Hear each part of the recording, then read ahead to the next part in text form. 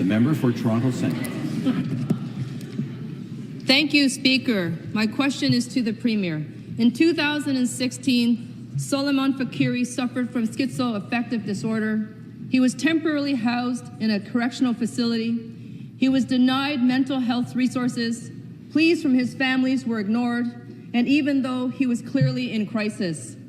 Solomon Fakiri died in jail 11 days later.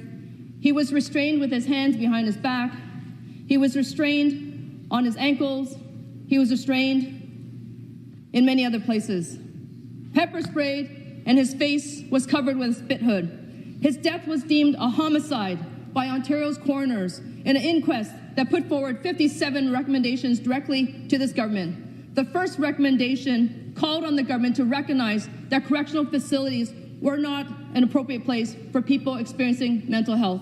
The government has been expected to respond within 60 days. It's now been 6 months. Yesterday, because of government inaction, I tabled the Justice for Soli Act. Question. I and the Fakiri family, who are here today, calling on this government to support the act, and they want to know how many more people have to die in jails because they are living with a mental health crisis before they act. Members will please take their seats. The Solicitor General. Well, thank you, Mr. Speaker. Any death is too many, and we are absolutely committed to making sure that Ontario's correctional system is safe for everyone. Mr. Speaker, years ago, under the previous government's watch, they brought our correctional system and our public safety system to its knees.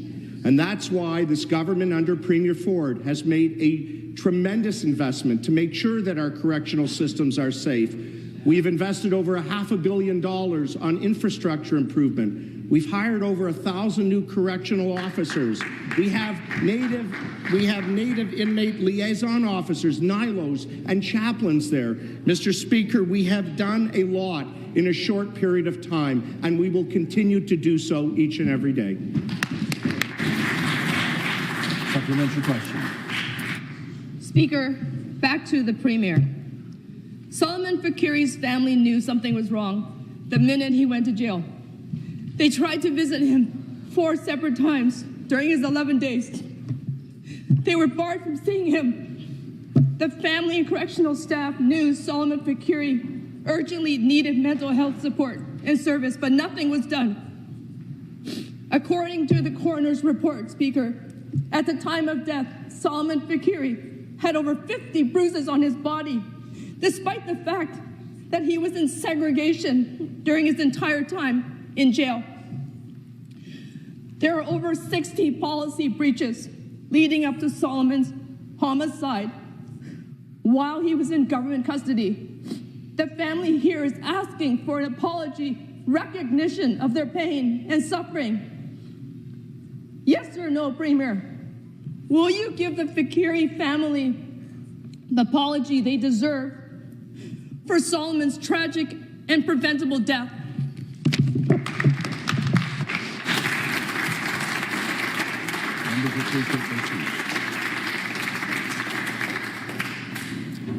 The Solicitor General. Well, thank you, Mr. Speaker. Our thoughts are with the family and the friends of Solomon Fakiri. This was a terrible tragedy beyond measure. And Mr. Speaker, that's exactly why in the last years since Premier Ford has been our Premier, we have taken public safety very seriously. And that includes the investments in our correctional facilities, the $500 million infrastructure improvements, the suicide prevention and intervention training to make sure that our correctional officers understand things that they may not have understood 20 years ago. It's important that everyone knows, Mr. Speaker, we will make the investments required to keep our Ontario safe. Thank you. The next question. The member for Perth Wellington. Thank you, Speaker. My question is for the Minister of Energy. Speaker, last year's Feed Ontario report saw a 38% increase in the